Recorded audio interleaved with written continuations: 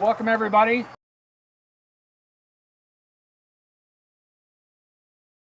I'm Alan Barnard, Chairman of the Clallam County DART.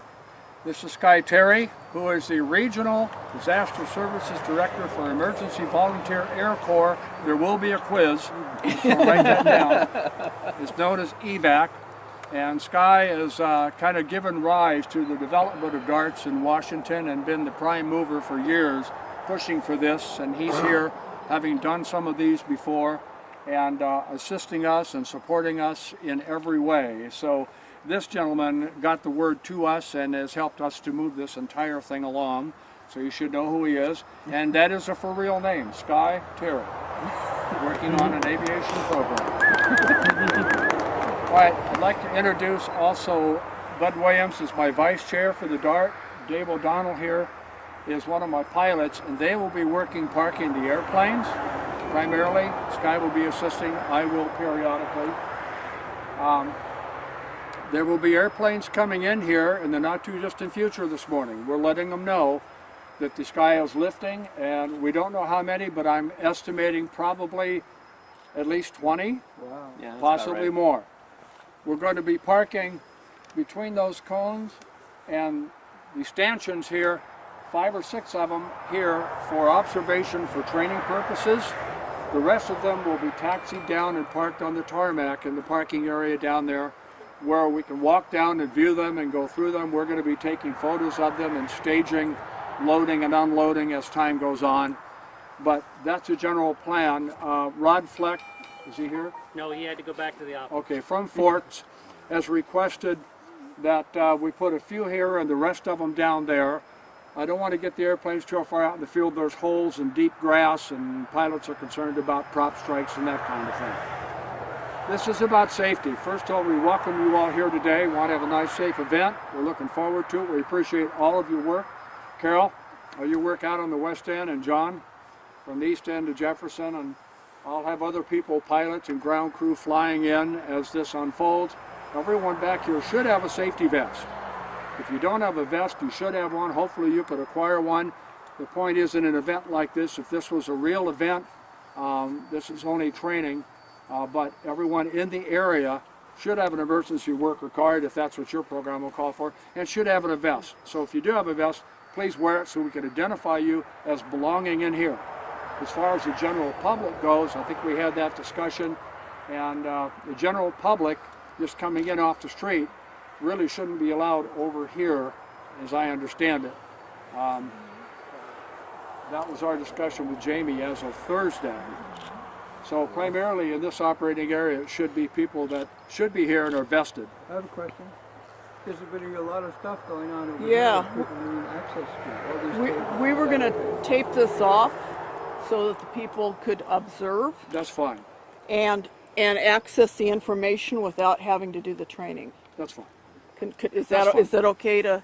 Yeah, let's make it a home run as much as I've possible. got more Okay. cones, I got more stanchions I'll put up. Okay, just we want to control it so we don't have the crowd walking into the airplane area. Exactly. So that gets me to the safety part. City of Forks has said they want us to brief in this way. This is an active airport. It is an active taxiway. That means foot traffic and car traffic on the taxiway is prohibited.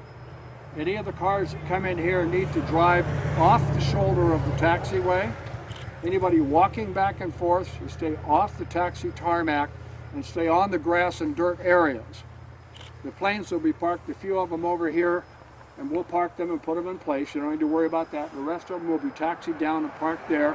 You can go back and forth and look at them any way that you need to. Just stay off the taxiway and be conscious of safety all the way around. If you see anybody else walking or driving on there, feel free to say, please, and ask them to stay off the taxiway. Safety is all of our jobs. So that basically is what we have going. Is there anything else, Sky, that you'd like to add, or Bud? No, I think you've covered all the safety. Is basically if the prop's moving and the plane's moving, stay back unless you've trained specifically how to work around these aircraft. That's a part of what this is to help you understand that environment. A very special thank you for everyone that has taken the time to come out here today. This is going to be for many areas probably the only initial lifeline out for many injuries, many cases. What you're doing is helping lay that groundwork so that people have a true fighting chance. And that's going to be what's going to save lives, is everything you do here today, because it's something that's going to be copied and mirrored by many other areas and communities. So from EVAC and all of us that have been working on this project, a very huge thank you, because you're helping lead a way to a better future for a lot of people. If you have any questions, let us know. Bud, any comments? Anything? Anyone else? John. My turn. You guys ready? Hi, my name's John. Give you a rundown of what's going to be happening today. Jefferson County set this up on our side to take care of 3 primary responsibilities. First thing we're going to do is we're going to practice some paperwork so that we can correctly track a patient or a person who is being medevaced out of here, right? We have gone through 3 or 4 exercises now. We've adjusted our paperwork to keep it down to as single line as possible. We think we've got one that works. This will be the first time that we've done just cold start. The reason for this practice, the way we're doing it, is because we want to simulate as much of cold start as we can. Second thing we're going to do, and Fire Mess is going to help us, hopefully we're going to start going through what a triage looks like. We're going to triage a person. We're going to use the pattern that we've been doing in other places. We're going to start teaching that. Once we get that down, right, the third thing that we're going to do is we're going to put somebody on a plane. Now, if the planes don't show up, I got a pretty blue one right there that will be just as hard to load into as if it were a plane, and that makes it a perfect simulation. We'll have planes, John. Yeah, Okay. we have planes. We will have planes. So that's what the Jefferson side's doing. Clellum side's doing something more, different, other things. They're going to start looking through aircraft. They're going to start seeing how to dismantle them in such a way as to make it accessible for emergency response and load in and load out. We're on the ground team side of the receiving end only. Alan's team is going to be spending their time working on the airport side of it, or the dispatch side of it, and starting to develop what that looks like and how it's going to be exercised to develop a set of structure that we can do it and train people with. So it will look a little disjointed because some of us will be doing one thing and everybody else is going to be doing something else. All right? So as a person of Jefferson County, and I haven't talked to my boss yet, but I'm pretty sure he'll say yes because I'm doing it this way. If once the West guys, and we have done it a couple times and we're comfortable with it, then any of you guys that want to see how we do it, right? Come on over, get in the middle of it. We'll have our guys show you. Each one of these cycles we're figuring should take 15 to 20 minutes, right? Because each one's a separate function and each team will do something differently. So that's kind of where we're at. This is for you, so don't be shy. Yep. If you don't mind, I'd like to introduce Patrick from Washington State Department of Transportation Aviation Division. And ask you, Patrick, you have a reason for being here, meeting all these people and observing. Could you elucidate that for us? Well, yeah, so I'm the Aviation Emergency Services Planner for the state. So my plan will be hopefully utilized by all the counties, the Homeland Security regions, the cities, and that as we publish that plan. I work closely with Emergency Management Division, catastrophic planners, and I work closely with the Washington National Guard on their support plan. So I got here about a year ago, and I found that after Cascadia exercise, there wasn't much done after that. Everything had stopped. So I've re-energized it from the state's perspective as the Aviation Emergency Services Planner. And so I'm just out here to observe and see what all the volunteers and the planners are doing, so it helps me inform my plan as I go through and write that and get that published for the state. So I appreciate the invite to come out here. Only took me 3.5 hours to get here from Gig Harbor, but that's okay. Okay, I got one thing also. My name is Jimmy Conomos. I'm from the West Jefferson Emergency Preparedness Work Group. And one thing, you know, like we've got a range of aspects here. And in the case of an emergency, we don't know who's going to get hurt, what critical person might not be able to function in this context. So my suggestion is that everybody learn as much as you can about everything, so it can be interchangeable. If somebody is hurt, somebody's can't function, somebody has to come and take their place. Good point. One more quick thing. Gentleman here needs some words from Rod Fleck. With So Rod Fleck Court. wanted to stress 2 safety things, backing up what he started. If you see somebody, anybody, that you don't think belongs past that ambulance out there, either intercept them or get a hold of one of us so that we can head off a safety issue, okay? That's the key thing today. And secondly, he's begging for what's called a FOD crew at the end to walk the taxiway to check for any foreign object damage, trash on the, if some people can stay behind today to help with that. Okay, do you have a question here? I'm Gary Jennings, the airport manager. Oh, hi. Kind of the manager in a way. Thank you, by Anyhow, the way. there's people that live right across there and they drive across the runway to get to their property. So if you see a white pickup Okay. or a maroon pickup going Don't shoot 'em. across, he has that property. I already talked to an individual in the white pickup today. Oh, did he? So yes, he's out flying today. I think Bill. he can get in the back. Bill Powell, District 1 Fire Chief. Any comments, Bill, from an EMS point of view or anything? EMS will be Tim. No, I think we're pretty good. We'll just see what happens. Okay. Move forward. Tim have anything? No. Okay, last questions? I am Jolena Robarge. I'm with the Column County CERT team. I have whole harmless forms and photo release forms. I need everybody to find me and sign one of these. I'm going to be right here at the double tables behind me. I'd appreciate if everybody could just stop by and fill one out for me. So that's required by the county if they're going to take any photos of anybody you want to release. Yes, sir. Okay. All right. Over here. I have bottles of water in a small little ice chest here. Stay hydrated, because if I have to have Tim pick you up, I'm going to laugh and call 911. Yeah, we got a big table. Okay, we need to wrap. Last questions.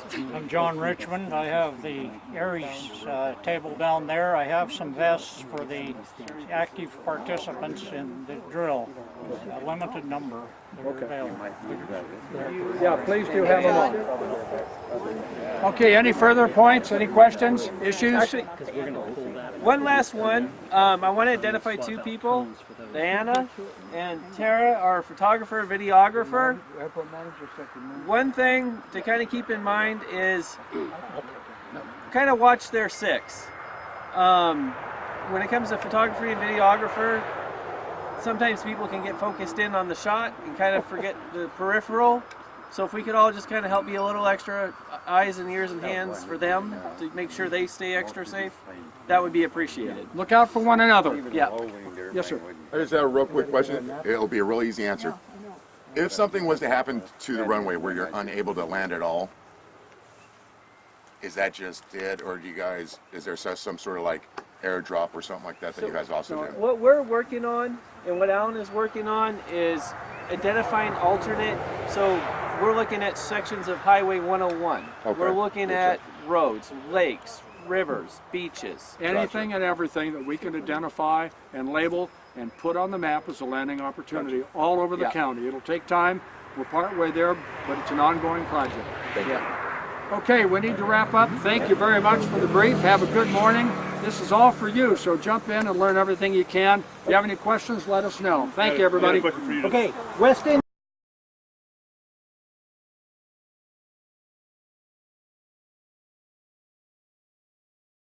How many of these ships are already steamed up, fueled up, and fully manned? Is None of defining them. really how general aviation. Okay, so they're in San Diego, and we're making a and model, they're at a because we're dock so far down someplace. the How long is it going to take you to fuel it up? Well, by the time we get the paperwork, it's going to take about 3 days. It's going to be 3 days. And how long is it going to take you to man it? Well, you know, they're on leave and you're going to have some losses and 3 to 5 days. I says, okay, let's say 3 days. Let's keep it easy. Let's say you're ready to steam in 3 days, but now are you loaded with supplies? Oh no, that's going to take another 3 days. Because they can't load until they got a crew. I said, so you're 6 days in port before you can leave. And he goes, yeah, that's about right.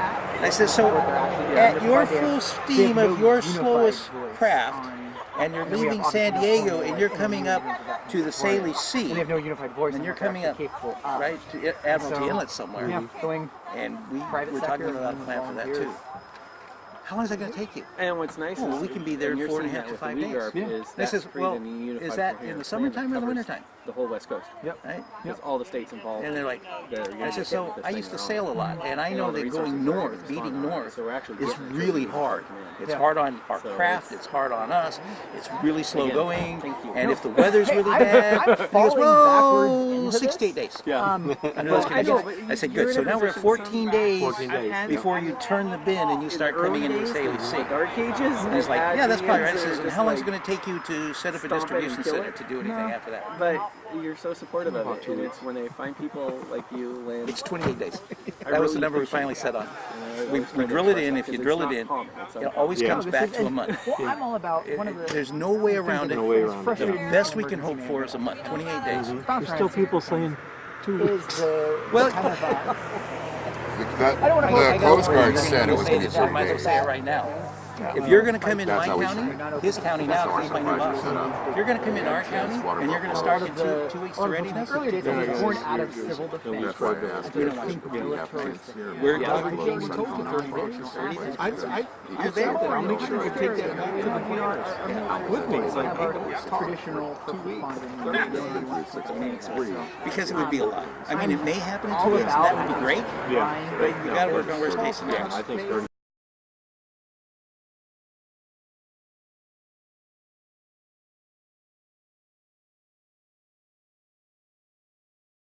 Package will come with one of these.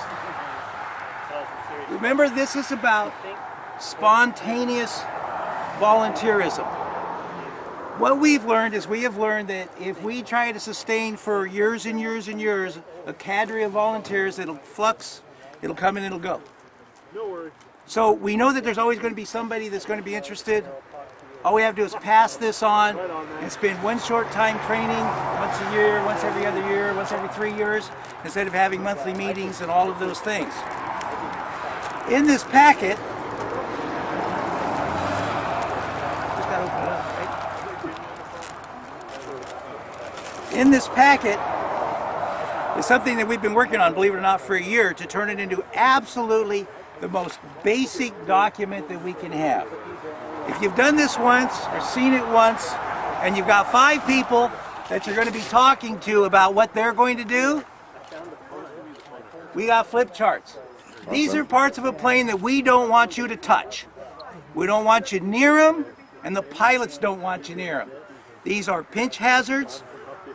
Part of these are things that if you touch and break off, you will disable that plane. If you disable that plane, right, now we have multiple problems. So your ground support team, take a look at these pictures. You can rip this up, I don't care, right? Ground support team.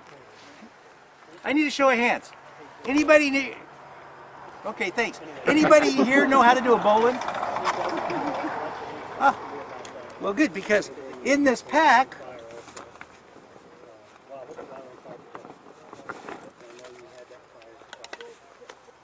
who else? Tim, you have your hand up. Pass it over to her. Okay. Give you a chance to practice with knots, right? Now, this is a surgeon's knot. It is the one the pilots prefer and recommend that we use. But us that have done this kind of work in the past know that there are other knots that work just as well. All right? If you're going around a piece of pipe, a lark's head works really good, and here's a picture of how to do a lark's head. All right? Trucker's hitch. Going to secure somebody, you need a trucker's hitch. We got a picture of how to do it. Use the picture, practice 3-4 times. Use the picture to prove that you've got it done right. And by the way, this is the one that comes apart hard instead of easy because it's easier to do. Not bad, huh? And just because we wanted to throw it in and have some fun, and if you're sitting around bored waiting for the plane, we got more knots for you to play with. You like? Now, remember this comes in 3 forms, right? Ground support team. You're ready to start practice. You're ready to start training those 4 guys that are going to put people on a plane to get them out of here. Next part of it. Triage team. We went back and we looked at the traditional CERT triage. We figure that that's duplicatable, it's understandable, it's processable. So we've agreed to date until we do something else and they say it can't work. We've recognized that with sufficient CERT training that we have enough information and skill set, right, to be able to put somebody on a backboard, properly secure them, identify what their status is.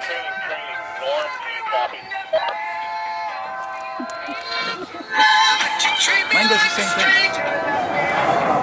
Right? Now, because we're those kind of people, we can't help ourselves. Remember we gave you the extra knots to look at? We also gave you 2 other processes.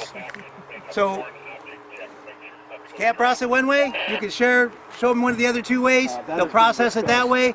It all ends up being the same thing. And then the last part, these are for people like me that can't lift, move, talk, or anything like that, is the paperwork. And there's a sample of it here. Right? We'll spend 10 minutes teaching people what to train. We had a form to start with that had 20 different inputs that these guys were supposed to know to do. We kept, every time we've had one of these classes, we've boiled this down, and we've reached the point now we think of this is the essence. This is what we have to have. We have to know what plane they were on. We have to know the patient's name. We have to know where they're going, and we have to know what their status was when they left. Red, yellow, green.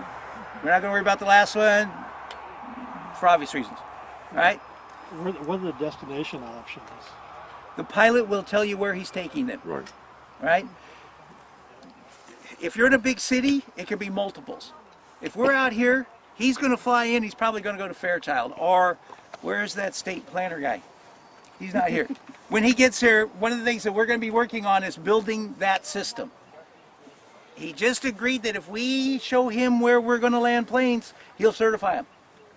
So that means that we are go, right? If I can continue the conversation with him, ultimately we will develop a system where all of these planes will go into one spot, re-triage, and then move them on to the next step. So this person will be saying Fairchild, or Kenmore, or Everett, or Yakima.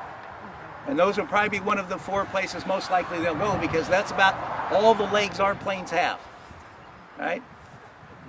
So, that packet is in here. All that form stuff is here too. Now, we have to talk about some legal requirements. You guys like law, right? 20 years ago. In this packet, we also have something that everybody needs to fill out. Did you pass those out? And I brought a bunch of pens, Jimmy's got them, so that we can fill these out. As of right now, all of you guys have just become state emergency workers. Temporary state emergency, yeah, that's what I said too. Right now, I know you CERT guys, you already are. I need you to fill them out anyway, because now you're in Jefferson, right? Now, you guys who know this stuff, you already know that it doesn't mean a thing if this isn't filled out with it. It's kind of our trip ticket. Now, Jimmy and Carol have our mission number. That mission number needs to be put on every one of these, right? And it is 18285? T285, I think. 18-285, I think. It should be a T for training. Oh, wait a minute. Jimmy, I'll help you here. I'm looking it up. I brought the form. I know. I'm silly that way. 18-T-285. See? I was close. Not bad. So, as you finish filling out that paperwork, right, who's the section lead here?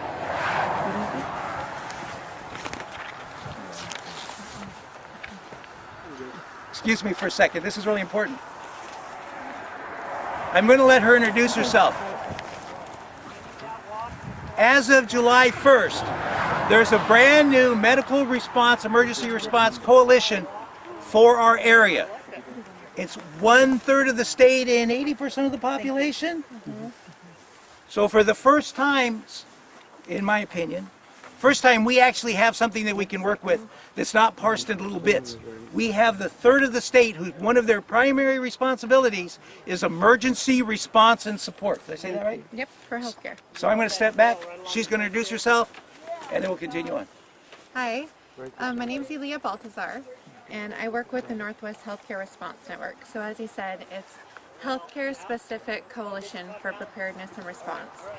They started out in King and Pierce County, expanded to Kitsap, and then as of July 1, all of Western Washington, except for a couple counties right by Oregon that tend to do patient movement that way. So what makes sense for patient movement is what we want to support and put efforts behind, whether it be patient movement plans or how we're going to handle things when lots of bridges are out, whether it be a small community or a big community. So for me personally, this is really exciting because my background is medical. So I worked as an EMT for a while in an ambulance and then the ER and then a doctor's office, family medicine, got bored, went back to the ER.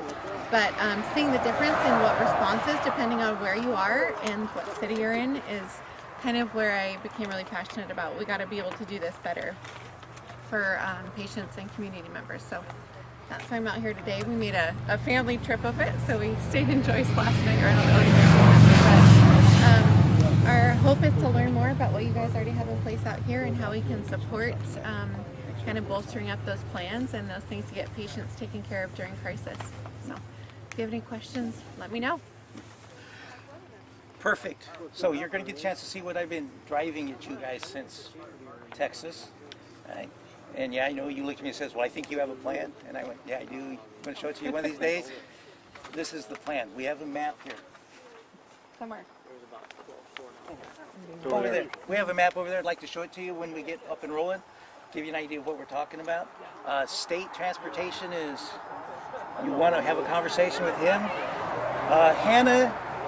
Hannah's right here. You really want to talk to her. Right? She's the Director of Emergency Management. That guy right there, his name is Willie. Yep. You want to have a conversation with him too. Sounds good. Are you collecting? We'll put him in the bag. Thank you. Okay. So, who is planning on loading people in planes? Okay. Just one person? Oh, good, good. Original plan was that Sky was going to be your lead on that. All right? So, if we can get him wound down and back here, we'll start doing that. But we got till 11, so we got plenty of time. Until then, if you have any questions, come see me. Who are people that can't lift people like me and are kind of not so good shape and are going to do the paperwork? Is that just Carol and I? 3 or 4 people be nice, but not necessary? Right? Nice part about what we're doing, there's work for everyone. Right? And the last group, triage team, Tim is going to help with, right? He's going to start walking down the process and he's going to do some demonstrations as well. Is that correct? Yeah, I get some backboard stuff over there. Good. So ultimately, we need a victim. I didn't see anybody raise their hand. Oh, we got a victim. Yay! We need a victim, right? If you need one. We got one more here. I got a child victim. Oh, even better. We got our 2 victims. I was saying we can use these 2 if we need to. 4 victims. That's more victims than we can count. No, I can count that high. They can do either one, but these are my cadets, so they can do. Sweet. They can play too. Thank you for coming, gentlemen. I appreciate your being here. So the paperwork, we're going to over on the side. We'll take care of that. That takes a few minutes because we do the paperwork as we're loading them on the plane. Right? So how this works is the person shows up, you're it. Right? First person. You hand that off. You're handing it off to the transport team, to the ground team to load, the loading team. All right? Paperwork team injects themselves at the edge of the plane to make sure we've got all the right information. All right? Now, we're kind of doing this hybrid system for you guys that are doing the medical side of it. We've played with it a lot. We think we have something that'll work. This will be the second time we've tried it. Last week when we did this class, it worked perfect. We've gone back to the old military standard of tag them and transport and take that tag with them. And we're using the CERT process. See, I brings toys.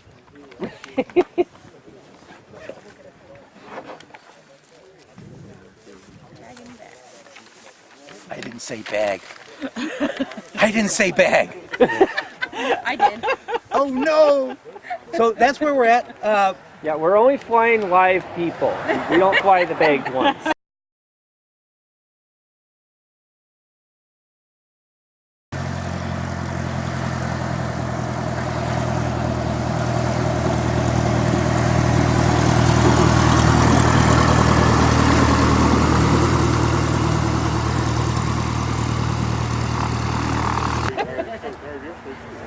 So is there any prep that we need to do beforehand? Any prep? As far as the next facility? We'd like to, I would like to actually have an engagement as opposed to somebody who just kind of You know, it's Why don't you let him try and get in and out of it with, Yeah, with why two don't- free arms? Just Okay, to, yeah. I'm not being smart. I mean, that way you can get No, an that's idea. good. Yeah, It's no, that's not- good. That's what this today is all about, is learning what we can and can't do at the different We're more for cargo hauling than people hauling. Okay. So if you're going to get in here, what you got to do is pull yourself up on this side of this strut Okay. with your broken arm. Well, that's normally you have like 5 or 6 people around them to Okay. help facilitate. We've been doing this with floats. That's why All right. you kind of look. I've done it with the Super Cub before. That's why I was Okay. wondering if. But you got the hard back, so we're definitely not doing a hard backboard. All right. Okay. So just coming up on this side is the main way in. Over. Oh, that side. To get into the back. Oh, get into the back. Okay. All right. So you want to hop in? Hop being an operative word. Well, now you have a broken arm. You can't use one of your arms. We're gonna see how it's done with broke. He's got his broken. Problem is, you want to have somebody injured about 5'2". Yeah, not a tall person. Pediatrics only. But to put on a seatbelt, We'd you're help. gonna have to have a seatbelt. Yeah, and I can do that. So, medical team, is there a medical person here? Can we take somebody and immobilize an arm? Let's do a load. 5 people. And who's our paper person? So, when you're dealing with seaplanes, same rules. If it protrudes off the wing, if it's at a joint, tail surface, wing surface, we don't touch it. If it protrudes off the frame, we don't touch it. These are generally control aspects that we don't want to damage, because then the plane can't go anywhere.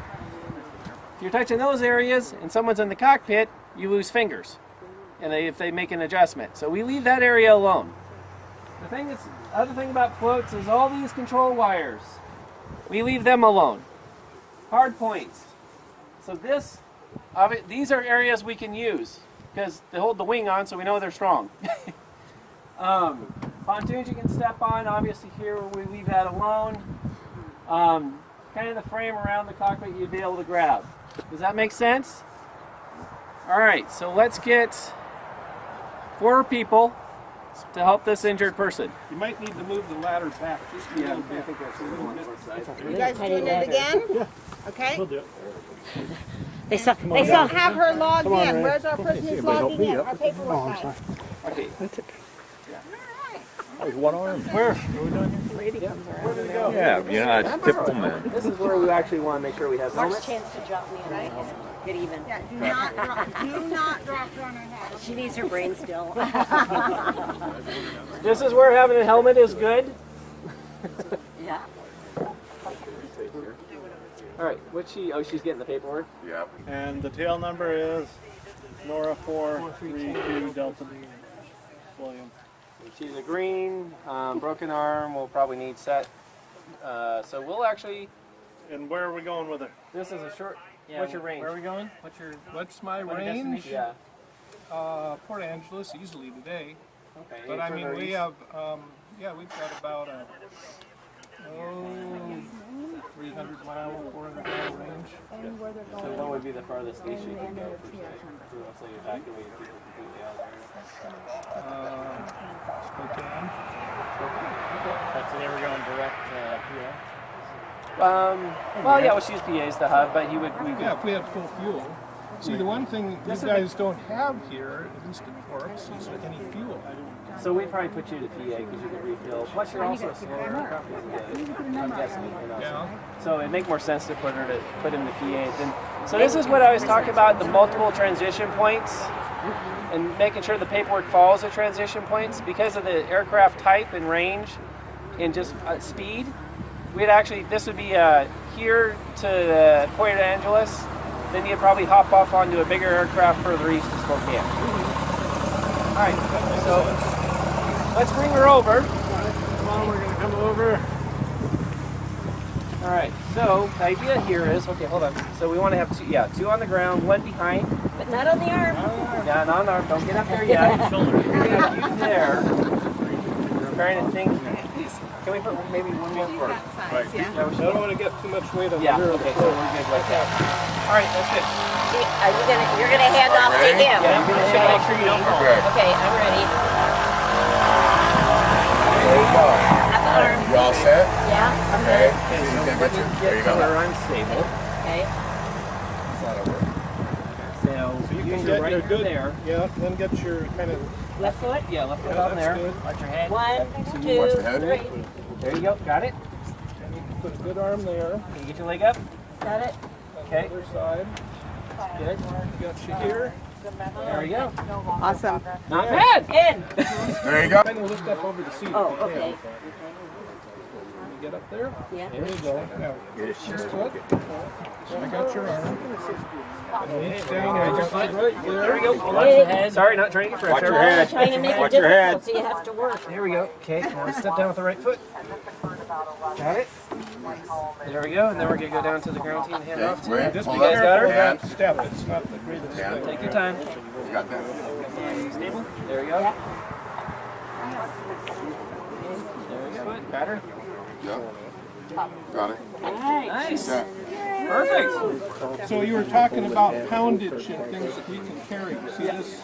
You never got nervous, right? Depending on what we're doing, I can take all that out of there and fold the rear seat down. Trust me, it's a lot easier for you So getting in there with a bad arm than had, me trying to get in there.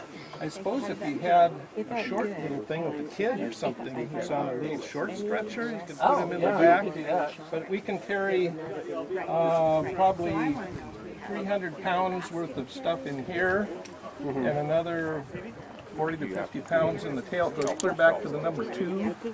Could you get a backboard into the fuselage? No. No, this is a hard point right here that isn't It's flexible. strapped on backboard. It only goes to the waist. It prevents the back from moving, but And the C-spine. It depends on how they can maneuver. Because if they're in a KED, they might have the back injury. But yeah, it's a good question. I don't know. You gotta be able to It's a thought. Question. Yeah, that might be the hard part. Yeah, we usually cut the car apart when we put it on a KED. Up further or the back apart? Yeah, that's what's used for extra KD. Oh, that would got have it. been easier getting in and out. Can the back seat slide forward or backwards at all? No, it's What about the It's welded. okay, what about the back part? Does it it's welded too? Okay. Thank you. I have a question as well. When we're doing the DART record keeping, name, tail number, so they're unconscious. If we start John Doe 1 and John Doe 2, so we just got to keep track of what number we are. What do you do for that? In terms of Keeping tracking of them, not losing the patient. If I don't know his name, Sounds and I bad. need We to used send to him on. Sharpie. Oh. We used to Sharpie a number on them, and then write it in the records. John Doe 1 and 2. Yeah, I guess we have to do John Doe 1 and 2. You Sharpie a number, and that number matches You the know, paperwork. the other thing you could do is, because everyone has phones nowadays, you just take a quick picture of it. After you demark the John Doe 1, and then you at least have a record on your phone. Yeah. That would be good. Yeah. If you have electricity. That's a good idea. Yes. Next plane. John Doe 1 and 2.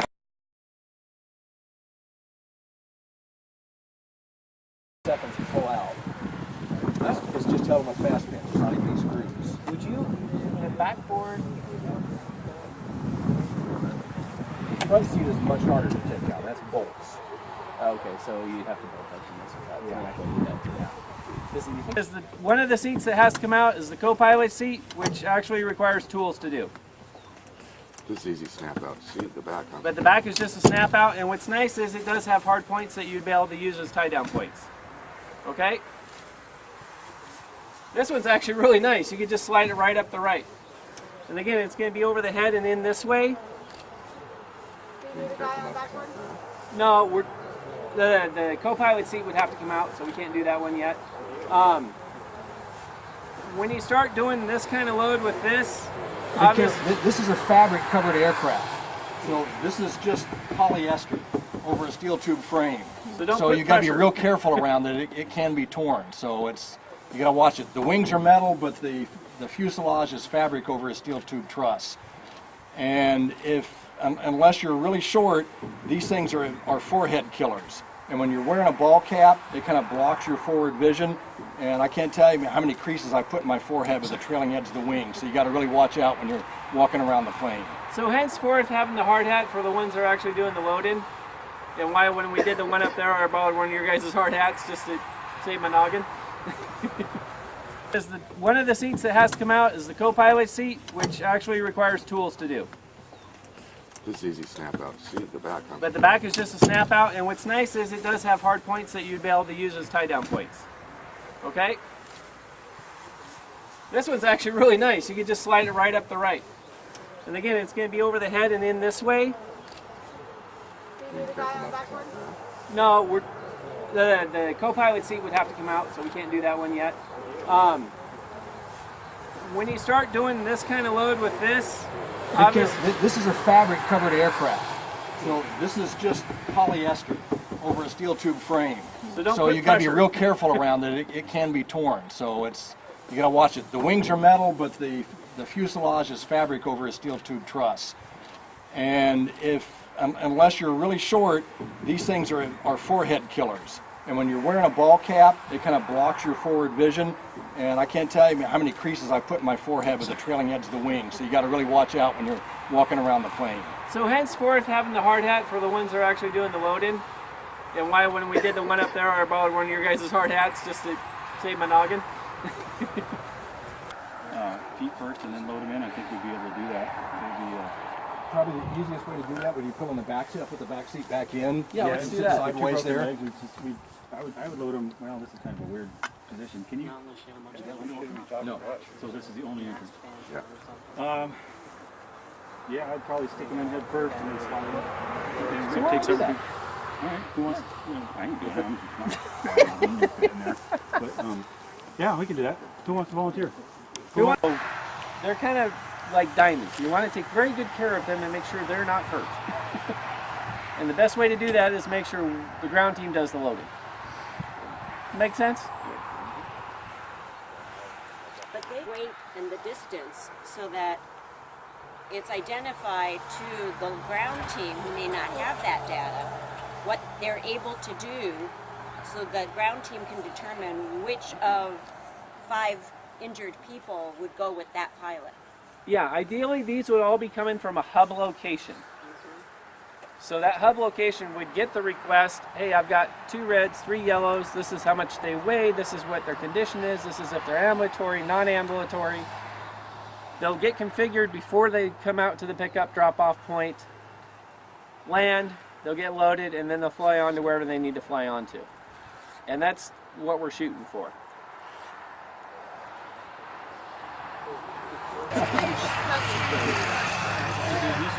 Oh, double. Oh my gosh, guys. Yeah.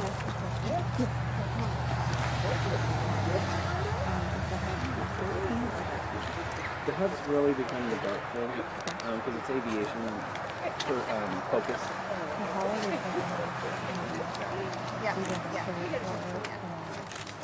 What percent of it? This will work. As far as the search, ideally the search would be ground. They make up the ground support. Well, so like we'd have a ground support team at this pickup point. And then you have a ground support team at the hubs. Okay, Forrest. Does it feel better already? The darts are becoming a Run, Forrest. the plans for county CMP level projections. Two broken legs. I mean, if they're tip feds and probably green, if they're favored, you'd definitely be around that. But we have them in a different plane. Hook it up.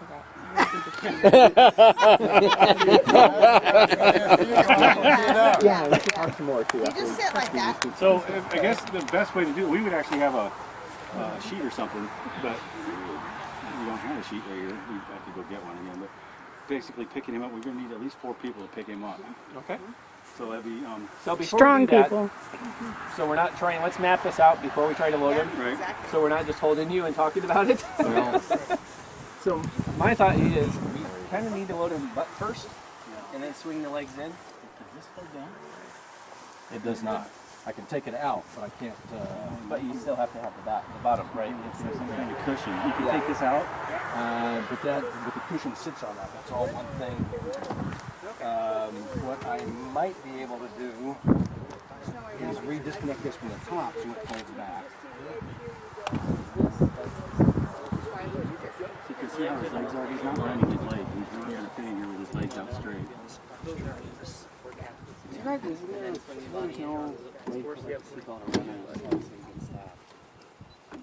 Oh, that could work. Whatever, there's a bag back there. Challenge is that this pole, well,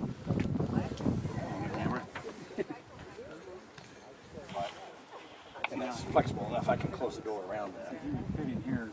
Oh, that would work. And then you could put a seatbelt right over. Somehow, yeah. Yeah, I mean, we could strap He's a small guy. Okay. So, I mean, somebody like me, I don't think I would want to ride here like that. But I think in this circumstances, under this incident, he's going to be uncomfortable no matter what happens. Yeah. It's better for him to get uncomfortable than get first class through. So, yeah, I think maybe butt first. Yeah. And then so it's favorite point this way. And that should be a simple lift. All right. Chair? Yeah, Pick them up and somebody control the speed, somebody underneath the arm. So I need 4 people to do that. I can't. Okay, so I need 3 more people. You can guide us though. So it's basically a Boy Scout carry, really. All right. So he's I need stable somebody except over for here. he's got the bilateral tib-fib fracture. I need another person over here. So somebody's going to have to control the feet because he's not going to be able to do that. So we'll sit him up.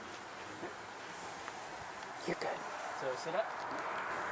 And then you guys connect your hands underneath his thighs. And there, you hold on to each other. There you go. And then one of you two on the feet will come around back and support underneath the arms. Okay, and then lift with your legs, not your back. Yeah, so you come around here. Oh, wait, hold on. You come around here and you get him underneath the armpits and do it that way. Yeah. All right? So there's 3 people lifting rather than 2. 1, 2, 3. And again, watch the trailing edge of the aileron here. Foreheads. We got the head basher and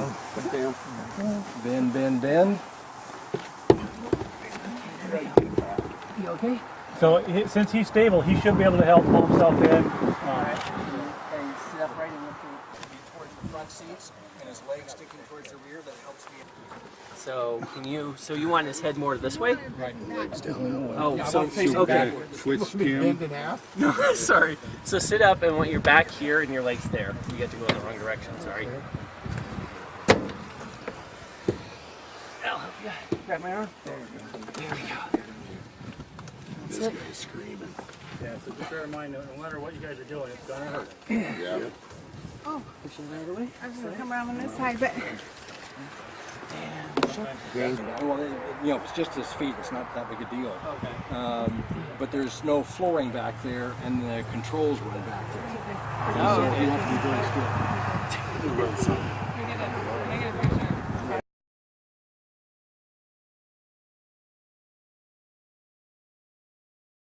The ground crew needing to be able to do the load, because the pilot has to get in before whoever gets in this passenger seat. So the pilot really can't help very practically loading somebody into that passenger seat. He can help with anybody who maybe gets into the back seats. This has been a valuable experience for me, because one thing that I've learned is I probably don't want to show up at a disaster with the airplane in this configuration. I would show up with no seats in it at all, just the pilot seat. Then you could load through the back door, you could load through the front. The seats are kind of more an impediment than otherwise. You can rig up some kind of or maybe seat. even like the co-pilot seat gone, but the 2 back seats, because then you could take 2 ambulatory people easily. Yeah, lots of different possibilities, I guess. But anyway, this is, as it is right now, this is for, you know, normal kind of airplane operations. Not ideal for injured people. So, yeah, you want to do an ambulatory person with an arm? Let's do Yeah, that. so let's put you in a good, like, proper swing so you don't try to help us with the arm. Yeah, where is that? Does that happen here or does that happen in the plane? Okay, I can help with that. Here's your tracking team standing right here, ready to go right with the load team right next to the plane, and we'll get all the information as it gets loaded. As it gets loaded. Okay.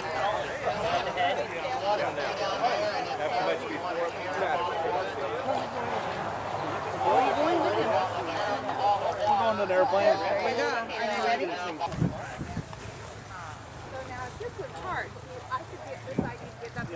Are you ready? Okay, team. Okay, so let's What's sit the him person's down. name? Wyatt. Wyatt? Then you want to sit him down. W-Y-A-T-T. Tail number, is this the plane they're going on? That's the tail number, yes. And 4560M, is that correct? And 4560M. Yes. Okay. What's the condition? Immediate. Red. And where are they going? So he's red. We're out here in Jefferson County. So Port Angeles Airport. Where's That's the pilot? He's right there on the spot. Pilot! Yeah. Where's your destination? Be Port Angeles. Port Angeles. Port It's a red Angeles. one. Abbreviated to PA. Thank you, sir. Okay. Paperwork is done. Transport. All right. So in this particular case, we're not going to actually take the plane apart to do it. Right. But we have measured it, and we know for sure we would be able to fit a backboarded person in this aircraft. Nice. In general, when you're working around these aircraft, safety, and actually to protect the aircraft, if there's anything protruding from the wing, we don't touch it, brush it, get near it. Because it's more than likely a control aspect, so the plane can fly right. Never touch anything along the joints of any of the moving surfaces. So the flaps, the ailerons, anything along those lines you want to avoid. Typically for aircraft like this, if you see this black stuff here, this is walkable surface. That's the only place you want to walk. You don't want to touch anything else. That propeller arc is where the propeller turns. You don't want to go near that if you don't have to. You stay away from that. If you inadvertently push a prop on some of these aircraft types, it can turn over and hamburger you. So we stay away from the front end. That's kind of the gist of it. Let's ask the pilot, if you needed to push this, where would they push this low-wing airplane? It's very difficult to push this airplane for the reasons he stated already. You don't want to push any of the control surfaces, which are all the aft surfaces. So really what you need to do is pull. And the only place to pull on this airplane is pretty much on the prop. It's very... That's right at the hub. You got to not grab it outside right next to the hub, not further out, so you don't bend the blades. And then my tow bar, which connects to the nose wheel. So you can get maybe 3 people pulling on the airplane, but that's about it. Let me mention one more thing. If you're approaching the airplane and the pilot is staying in the seat, in a real event, he might stop, turn it off, you guys load a bunch of stuff, and then take off. If the pilot is in the airplane, be sure you make eye contact with the pilot before you approach the plane. Walk up in front, the pilot will look at you, motion to come back, the pilot will say okay. Be sure you have eye contact with him so he doesn't fire up with something and not know that you're here. Hey Alan, I just had another thought about if you get into really soft ground and the airplane is heavy and bogs down, you can push it with the leading edges and push it backwards into where you want it to go. Just the leading edge. And the leading edge is the front of the wing. Yeah, not on the tail, just the wing, the leading edge of the wing. Okay. In this particular aircraft, if we had to backboard, we've determined that we'd be able to remove this seat and the co-pilot seat.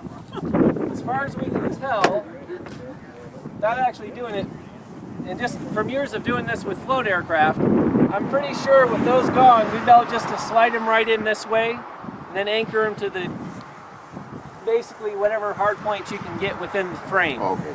And just whatever ability you're able to do that. A lot of times for some aircraft, the seat belts are anchored to the floor, not the seat. So when the seat goes out, you can use the seat belt anchors as hard points. Just work with the pilot. The pilot will know what you want to tie off to, what you don't want to tie off to. The other thing is you always load them head first. And basically, I think it has something to do with gravity when they take off. You don't want all the blood pulled to the head. If you load them feet first and their head's at the tail, that's not good. So you want the head up first. That's kind of the gist of it. Again, always being careful with the patient, the plane, and you take your time. in this particular situation, normally with a backboard, the person at the head is the automatic controller for what happens with that backboard and the patient. When you start loading aircraft, that's kind of out the window. It's determined by who can see both outside and inside the aircraft at the same time effectively. Sometimes that's the person at the head of the backboard, sometimes that's the person in the middle, sometimes at the foot of the backboard. It just depends. And each plane's going to be different. Sky, we've got the float plane. You can do a walk around on that. Next to him, we've got Bill's RV. Do a walk around because that's typical of 42 gazillion RVs that are available that will be helping. There's not room to put somebody in, but there's room to put stuff in there. And you can take a look at that as a typical RV application to see what they're all about. Okay.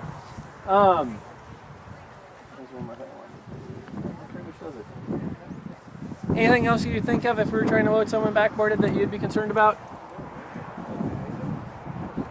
No. Let's see. Just one thought. The antennas are quite fragile.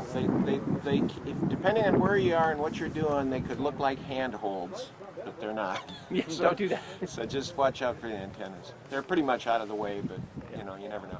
So actually that's good. So basically in general, if it's protruding from the wings, we don't touch it. If it's protruding from the surface of the aircraft, we don't use it. It's the only thing you're really using is the stuff that's black or obvious steps. Or an obvious handhold. There's a handhold. Or obvious handhold. Can you speak to how much weight this can hold? Yeah.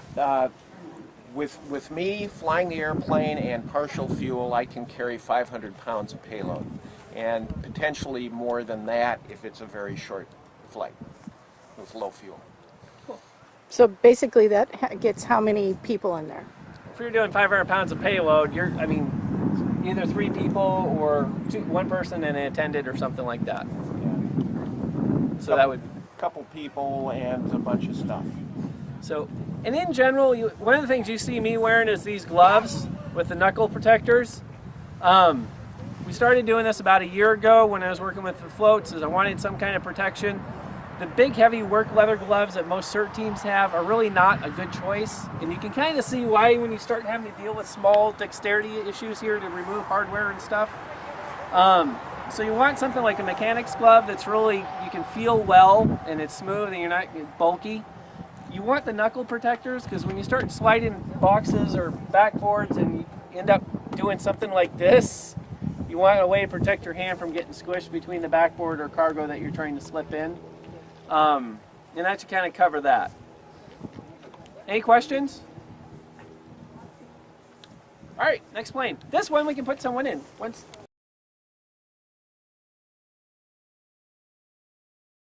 Have the time or the resources to deal with that one. So we do the most good for the most people with the least resources. We're going to spread it all out. We concentrate on this one patient. I might not fly high. So if they are breathing and their breathing is greater than 30, they're immune. If their breathing is under 30, and they're perfusing, meaning you pinch their finger and the blood comes back in under 2 seconds, right? They're immediate. If they don't, they're not thinking right, you ask them a question like, what day is it, who are you, where are you at, and you can't answer appropriately, then they're also alternate method. If they don't, hey, touch your nose, they're immediate. Otherwise, they're delayed. Right? Delayed means that they are going to be treated, but they can wait for a couple hours or if not longer. On the back side of this chart, the big difference between adults and pediatrics is this: if they're not able to walk and they're not spontaneously breathing, we open up their breathing and they start breathing, then they're immediate. But if they don't, we feel for a pulse. Does this child have a pulse? And if it's yes, then we give them 5 rescue breaths. Right? If it's not a pulse, they don't have a you give them 5 rescue breaths. Yeah, blow in their, pinch your nose and blow in their mouth at least 5 times. If they're not breathing, then you're expecting the child's going to die, unfortunately. And then the rest of it's pretty much exactly the same. On the bottom of each page, or the side actually explains the red, yellow, green, or black. Most triage systems now don't use black, they use striped. because there's a lot of different reasons. What your patient's going to be, whether it's whatever color classification you have, you take one of these ribbons. Okay.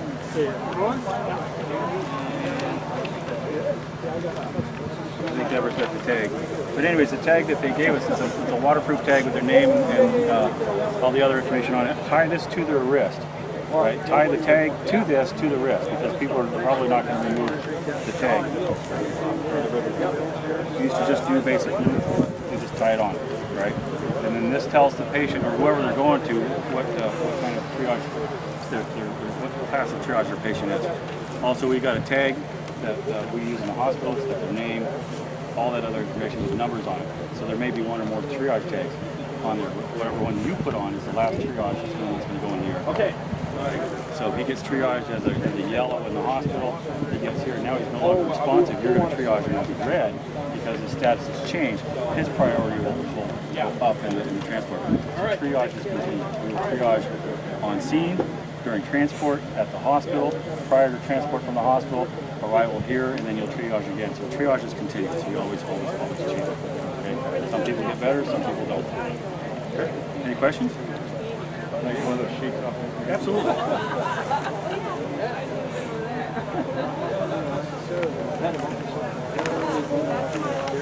Anybody else look at this sheet?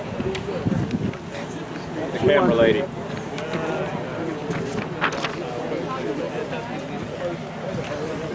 Anybody else?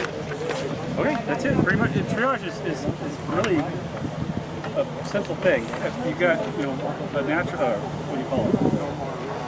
You come up on your patient, all of a sudden you're going to scan the person for immediate life threats. Is he bleeding? Is he squirting blood from somewhere? Or he's got any kind of angulated fracture, meaning his leg's pointing off the direction it shouldn't be going.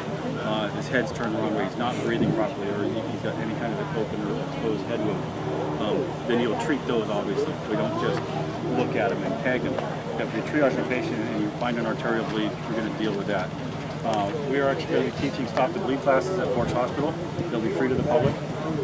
Come on down. It takes about half an hour to an hour, depending on the size of the class. We'll teach you how to pack a wound and use a tourniquet correctly.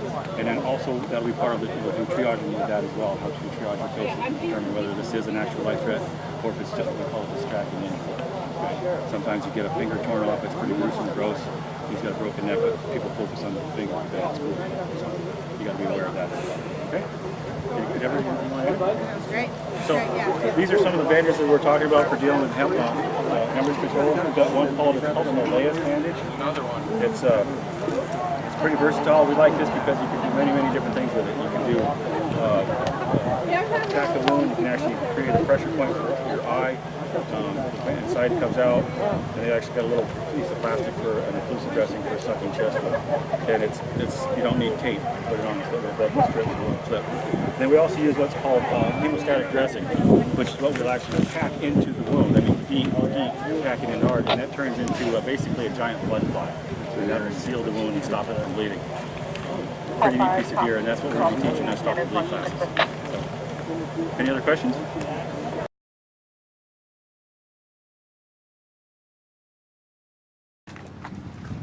180 is normally enough having a hard back, not open tail, right? What do you mean open tail? The back. Like you guys, you can get into the tail. The 180 is normally. It depends. All the aircraft have a flat surface in the back of the plane, unless they put in an extension for an STC. So some aircraft will have extended baggage. Mine doesn't. I don't either.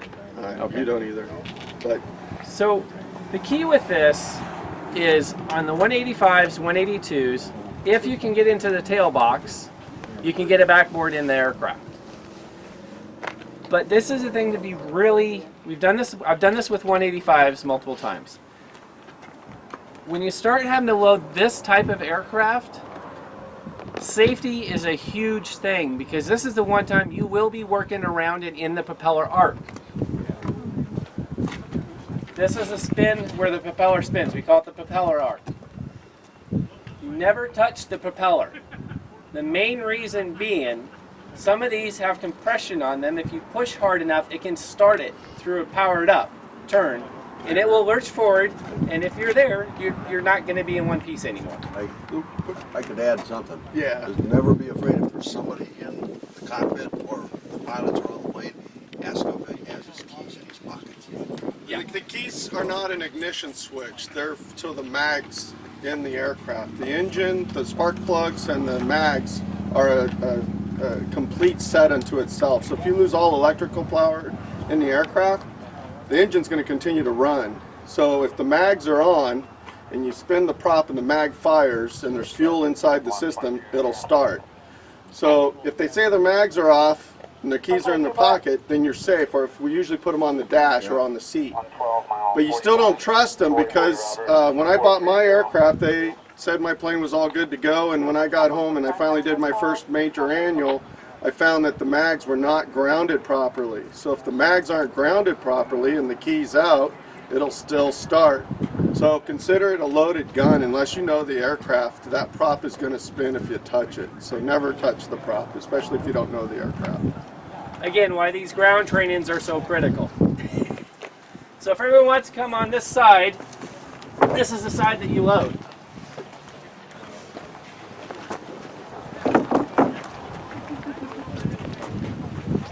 Now this is one where you're going to have, this would be a configuration that would occur at the hub. The request would go for, we have a red that's backboarded or a yellow that's backboarded. We need an aircraft that can take them out backboarded. The thing is, when he arrives, the seats should be out, but you still have to dismantle the plane to get the backboard in, because the door comes off. Hold on. Time out. Ladies and gentlemen, we're going into King's X in 1/2 hour. End of exercise. 1/2 hour. All right? Raffle.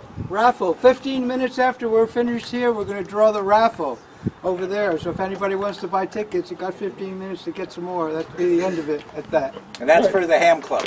The fundraiser for the Ham Club. So the trick with this one is co-pilot seat comes out, back seat comes out. The person's going to get loaded feet first.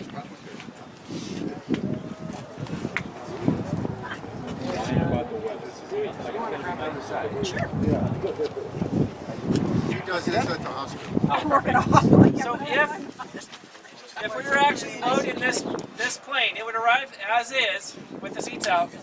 You'd have to pop the door. The pilot can help you with that. The patient would be lifted up and maybe walked in and slid in that way. Now this is one of those ones where normally at the head of a backboard is the person controlling the load. This is not the case. Because if you look at where I'm at, move forward a little bit. The person that actually can see the interior and the exterior of the aircraft is the person at the foot, not the head. So she would control the load. Does that make sense? That's the gist of it. It's actually really easy. It's just two pins and a inner steer pin. Yeah, Okay, so it's not those screws. No, it's just actual pins. That's why I looked at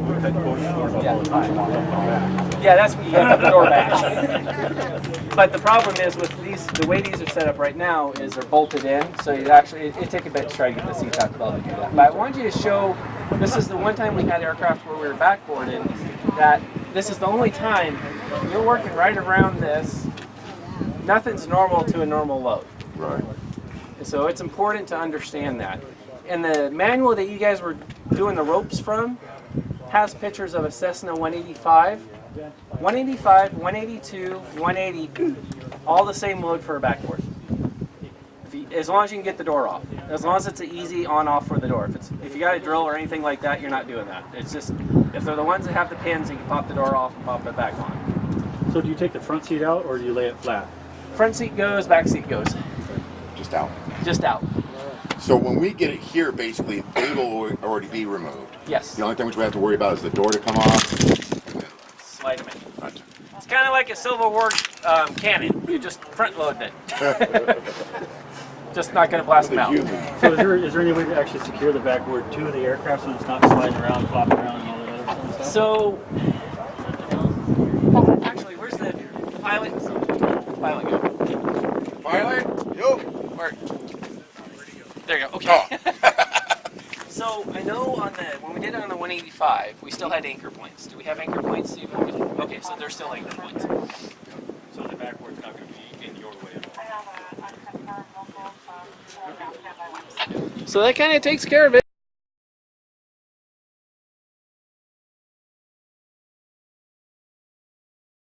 Copies of it. Surrender my weapon, sir. So this is our heavy hauler. Are you going to still be here? Well, 1,200 pounds, but then he's trapped off back. Nice down. I think you need to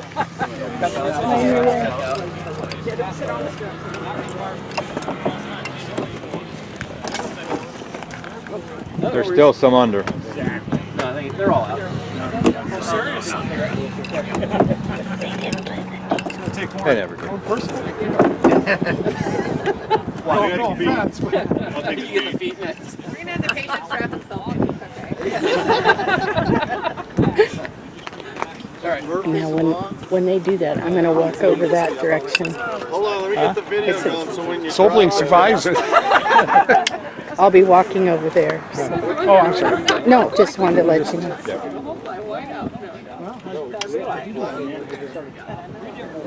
Now we have to call it in. You get it really tight, you don't want to be in more tight.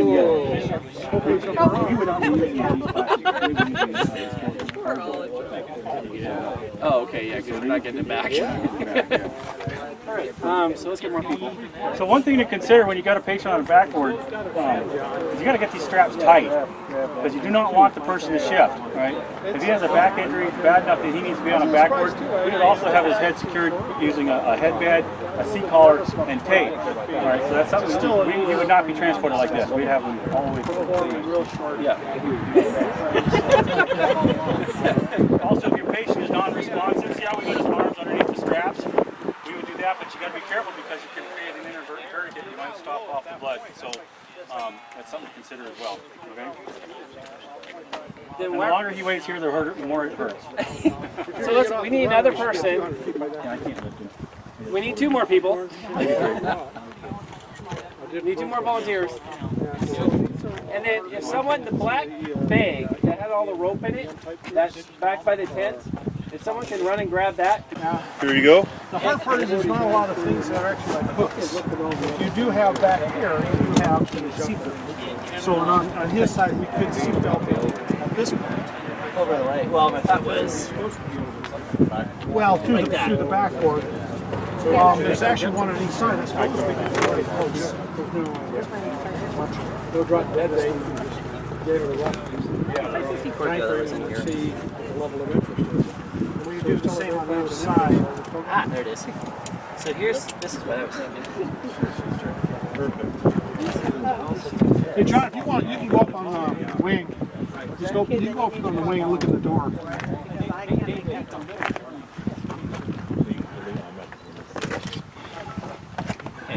Right now.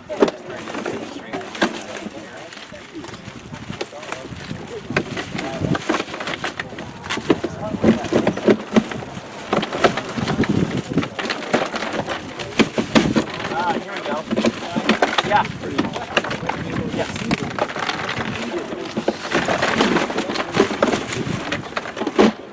I want to be the second one because the first guy. Yes. I think, hold on, let me see. Yes, it looks like. Yeah,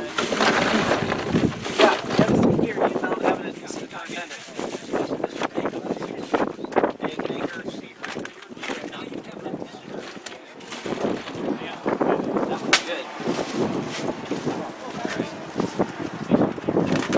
Surprisingly enough, this airplane can actually have to blow it like 100 pounds on the back just for it to happen. I'm not taking this back.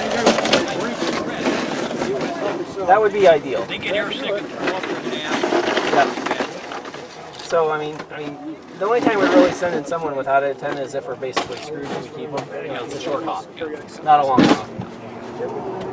But think about a seat where you're dealing with an antenna. Well, and it would actually provide another anchor point. All right, so, Yeah, so what you could do, right, is Okay, you got the cord. There's another one of these on the other side. You can strap it to the other side of the board there.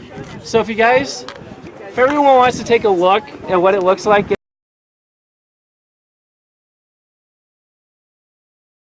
The right dimensions inside the stack layers. Oh. It was designed to be that. So he's actually flying this aircraft, which has some nice characteristics as far as payloading capabilities. This is a Piper Cherokee. The Cherokee series come with a number of different engines, but they all look pretty similar. The newer ones have a third window. Is the only big difference. There's also a retractable gear version of this called the Arrow. It runs 200 horsepower and retractable gear. This one's 180 horsepower. There's one called the 140 that's actually 150 horsepower. There's one called the 235 that's just a bigger engine. It makes it go fast. It's actually a heavier engine and hauls less load. Oh. The useful load of this airplane empty is just over 1,100 pounds. I hold 50 gallons of fuel if the tanks are full. That gives me just right at 5 hours before the engine stops running, so I don't plan on longer than 4-hour legs. But at 120 knots, about 140, 145 miles an hour, straight line, you can go a long way in 4 hours. With full tanks, I still have 800 pounds of useful load. That's 3 people. That's a lot of stuff that you can put in this particular airplane. Now, the 140 won't haul as much as this. This one has a baggage compartment that the 140 doesn't have.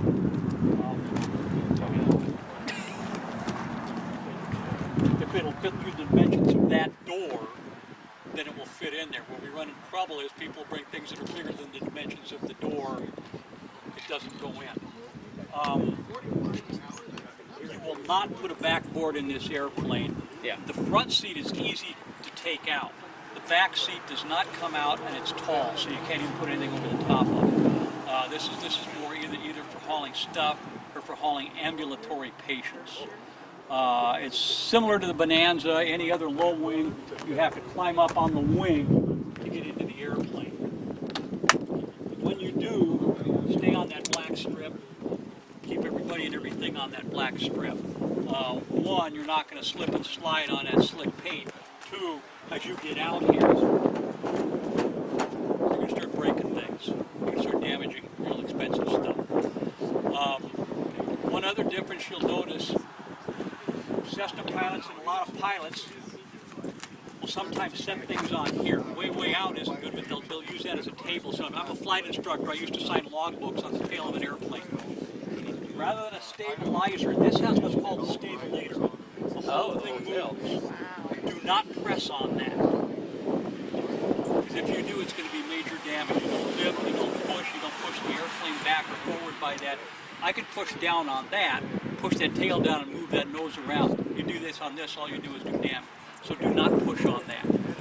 One issue you have with this, and I think that Bonanza is similar, the only door is on the right side. That means that I can load back seat passengers, and then I get in before the passenger in the front seat goes in with me. When we unload, that right front seat passenger has to be able to get out without me being there to assist them.